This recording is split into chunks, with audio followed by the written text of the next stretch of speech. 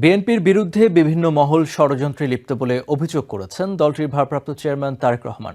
তাই দলের নেতাকর্মীদের সতর্ক থাকার আহ্বান জানিয়েছেন তিনি। রাষ্ট্র কাঠামো সংস্কারের ৩১ দফা নিয়ে যশোর, ঝিনাইদহ এবং নড়াইলের আয়োজিত কর্মশালায় ভার্চুয়ালি যুক্ত হয়ে তারেক রহমান বলেন, জনগণ বিশ্বাস করে আগামীতে ভালো কিছুর জন্য বিএনপিকে নেতৃত্ব দিতে হবে। তাই সবাইকে ঐক্যবদ্ধ থেকে কাজ করার আহ্বান জানান তিনি।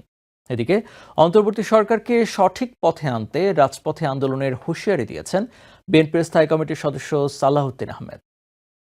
দলের ৩১ দফা প্রান্তিক পর্যায়ে পৌঁছে দিতে যশোর, ঝিনাইদহ এবং নড়াইল জেলা নিয়ে বিএনপির এবারের কর্মশালা। দিনব্যাপী চলা এই কর্মশালায় দ্বিতীয় পর্বে ভার্চুয়ালি যোগ দেন বিএনপির ভারপ্রাপ্ত চেয়ারম্যান তারেক রহমান। ষড়যন্ত্রের অভিযোগ তোলে তা মোকাবিলায় দলের নেতাকর্মীদের ঐক্যবদ্ধ থাকার আহ্বান জানান তিনি। বিএনপির বিরুদ্ধে বিভিন্ন মহল বিভিন্নভাবে কিন্তু তৈরি হচ্ছে, প্রোপাগান্ডা ছড়াচ্ছে, এরই মধ্যে আমরা সেগুলো দেখতে পাচ্ছি।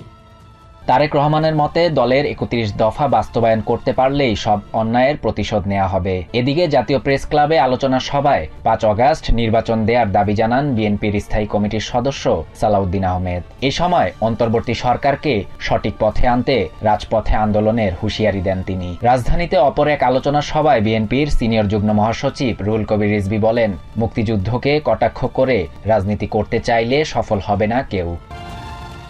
Shahriar Shafat, TVN 24 news desk. New York থেকে সম্প্রচারিত টিভিএন 24 টেলিভিশন বিশ্বজুড়ে বাঙালির কণ্ঠস্বর।